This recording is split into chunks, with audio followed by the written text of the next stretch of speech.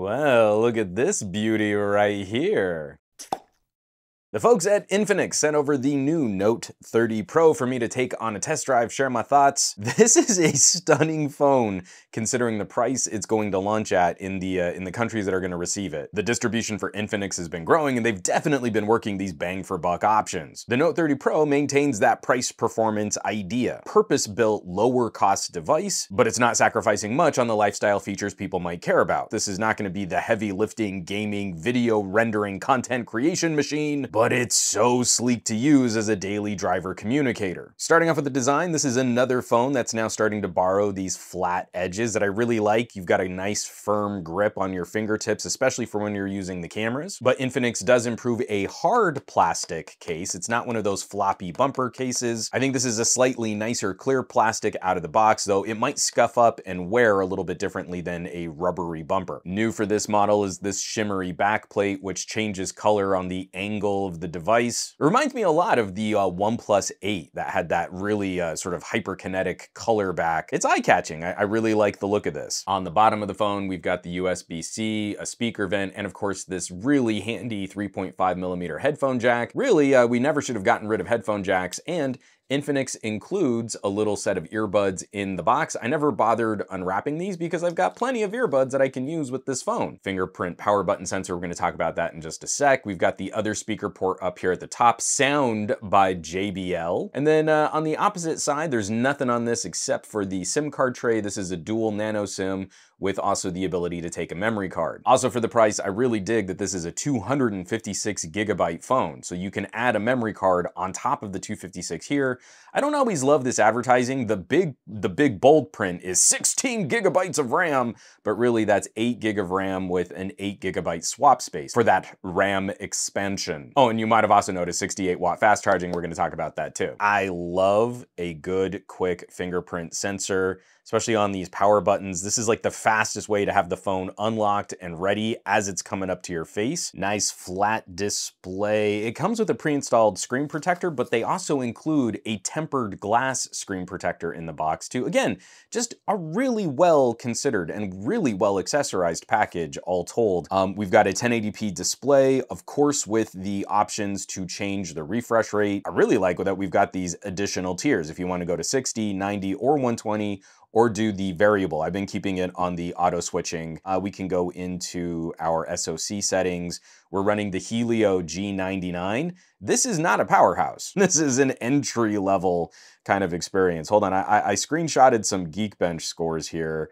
I don't even know what these numbers mean anymore on the Geekbench, but those numbers are not very bigly. They're pretty small for single core and multi-core scores. Scanning through this UI has been smooth, it's been responsive. On a phone at this tier, I have very different expectations for what people will want getting through their day. I feel at this price point, we see all these really pretty transitions and animations. We've got enough skinning that this is a customized and a unique experience. I don't love skins that do this split notification shade, where one side gets you all of your toggles and controls, and then you have to remember that swiping to the other side gets you your actual notifications and alerts. Seems to be one of the worst things we could copy from an iPhone, but everybody's kind of copying it. I am happy to see that Infinix is still maintaining some of their other large folder. We've got these larger folders that we can kind of interact with. I think these kinds of moves, that's kind of cool. That helps define the look and feel of this phone, especially these all-in-one little applets that can give you all of your to-dos and calendars and your most recently used apps. That's a nice little touch. I am really happy to see, though, that we've gotten rid of that terrible app drawer behavior. This has been gone for a little while, but I just want to shout it out here, where you used to swipe up into your app drawer and then you couldn't swipe back down to get rid of it. You had to open an app or do like a close gesture. Now this is a little bit more familiar, but the rest of this is Android in a fairly familiar way. The haptic motor is clear, it's precise, but it's got just a smaller click than I would prefer. Again, I kind of like balancing out the precision against something that can maybe kind of vibrate a little bit more for notifications and alerts. It's got kind of that older OnePlus bouncy feel. It's not quite as hollow wood block, but that is such a small gripe. I do like the click when I'm typing. Everything about a phone like this gets kind of run through the expectations of the price point. Not these are the best speakers ever, but they're pretty good considering how inexpensive this phone is.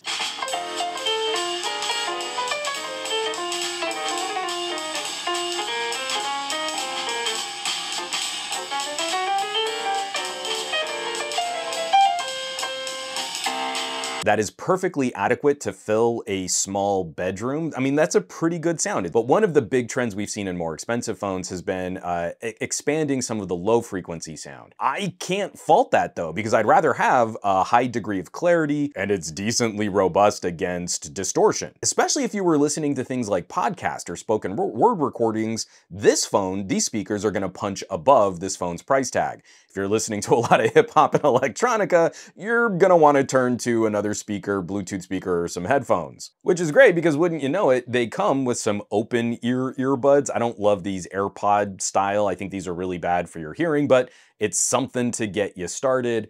Or you can always turn to some inexpensive in-ear monitor style earbuds. I mean, I regularly show these off in my videos. These are my KZ ES4, just a great starter pair of earbuds at around 20 bucks. And you just plug these in right there. The headphone jack on this phone, it's not gonna be audiophile grade. You're not gonna sit here and think, wow, this is such a premium premier tier of audio consuming experiences, but it's really practical and it's decently clean. Again, surprisingly low distortion. We always wanna have this hardware rather than not. It's always better to have a good, solid, practical headphone jack than not have anything. Now, I kind of already talked about performance, and I was showing a Geekbench score, and I really want to put this a little bit better into perspective for a game like Dead Cells. Dead Cells is a precision platformer. It's not the most graphics intense, but you kind of want that fluid experience because it really matters where you land and how you fight these enemies. But we're talking inexpensive phones and we're talking entry-level SoCs, entry-level chips for those inexpensive phones. And I gotta say, this is still pretty solid performance for a game. I can absolutely point to a more expensive phone and show you how that gameplay is gonna be so much nicer, but this is still eminently playable. This is not holding me back from enjoying a game. I just have to know that my expectations have to be a bit more realistic. Now, some of the major claims for Infinix have been improved thermal performance and using a vapor chamber. They're using a lot of the language of a much higher performance kind of phone. I don't know that we should really set those kinds of expectations on a device like this, but once you get to this tier, I don't find anything really slows it down. It's not like I can game Dead Cells at like, 30 frames per second, and then after 5 minutes of gameplay, it totally crashes and I can't play the game at all. We're keeping things pretty solid. Like this works. Even more exciting, I know this isn't a powerhouse kind of phone, but we do have bypass charging. If you use the original charger that comes in the box, we can enable this. And we can set different thresholds for charging and discharging rates, but this is really gonna go more towards just powering the phone, and you can see the little graphic, it circumvents the battery. This is a feature that was really popularized on gaming phones and the Sony Xperias. It's only just starting to trickle out to more expensive handsets, and here it's on an entry-level phone. This saves you charge cycles on your phone. It puts less wear and tear on your battery, especially in high-performance situations like playing a game. I am so excited to see this hitting more of a mainstream or entry-level product. Now, what's also kind of cool is the kit that Infinix sent me also came with a wireless charging adapter. And I don't know if this is gonna be consistent across all regions for the Note 30 Pro, but it came combined in this big double box for my review sample that this also has wireless charging.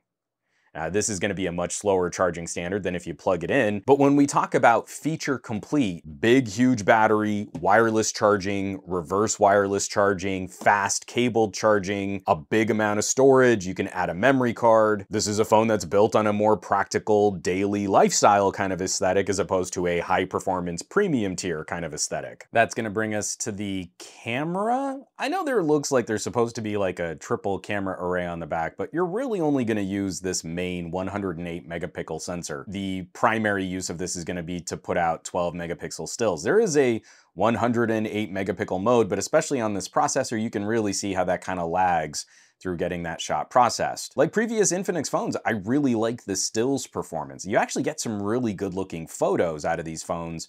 The video still feels like that's one of the main compromises of going a little bit more budget tier. 1080p video looks good. You can't kick up to 4K video even though the sensor might support it. The Helio in this is going to struggle processing that much data, so we top out at a 2K resolution, this isn't getting a huge recommendation for content creation beyond some simple little videos that you might share with family and friends. One of these sensors is a little 2 megapixel macro sensor. I really feel like a lot of these companies could just get rid of that sensor entirely. A lot of the photos that I take from that 2 megapixel shooter, they're not gonna look as good as crop zooming from the main camera sensor. I don't think you're gonna spend any time in that macro mode. I think you're just gonna pinch to zoom and then shoot primarily from that main sensor. I'm honestly not entirely sure what the other 2 megapixel sensor is, if it's maybe some kind of low light or if it's some kind of video enhancement. It doesn't seem to be a sensor that we can really use for photos or videos. We don't have an ultra wide or another telephoto. Everything is really being accomplished by that main sensor. We still get some surprisingly good performance in things like low light situations. The night mode can spit out a nicely refined image. Yeah, I'm really happy with this as kind of an all-round performer. The Infinix Note 30 continues that reputation. Every single time I've had an Infinix in the gadget lab here, I've been very pleased and I've been very surprised by the bang for buck. This is now a label that's going toe-to-toe with some of the less expensive Pocos out there, but it's a different kind of conversation. We're not always going for the flagship killer, I need the most performance and I'm willing to compromise every other part of the phone. Here we're getting one of the most feature-complete phones and we're making some strategic compromises on camera performance and video gaming performance. You know, those things with your family and friends that they're not likely to care that they're getting, 30 frames per second in a graphics intense game, or that they can't shoot 8K video from their phone that they can't even watch on their 4K TVs. I want to be able to put this up against some other devices like the Poco that I just recently reviewed, or some of those Vivos or iQOOs that I've played with. But a lot of those phones, while offering better capabilities and better performance, are also coming in at a 50% higher price. Now here in the United States, stepping up from a sub $300 phone to a sub $400 phone might not be a huge deal when we look at carrier incentives, but something tells me globally that that's a pretty significant bump for folks who are looking at a communications platform with fantastic battery life. I think the Note 30 Pro is spot on for those other regions, exactly what it's trying to accomplish. I'm really happy to see this as an option and that this company is continuing to iterate on that idea, bringing a great bang for buck. So folks, I will absolutely leave a link in the description below where you can find more information on Infinix products, specifically the Note 30 Pro. As always, folks, thanks so much for watching, for sharing these videos, subscribing to the channel. All the support lately has been absolutely fantastic. Those of you who are clicking links in my video descriptions, if you're hitting my home site, SomeGadgetGuy.com, or if you're joining the list of names scrolling by on your screen from my Patreon. That's patreon.com/SomeGadgetGuy. This list is basically the coolest collection of tech pals in the universe, so I hope you'll check them out. Now, you know where you can find me around the rest of the internet. I'm streaming my podcast on Twitch. I'm spending a lot more time on the Mastodons, sharing photos on the Flickrs, a little less so these days on the Twitters and the Facebooks and the Instagrams, but I will catch you all on the next video.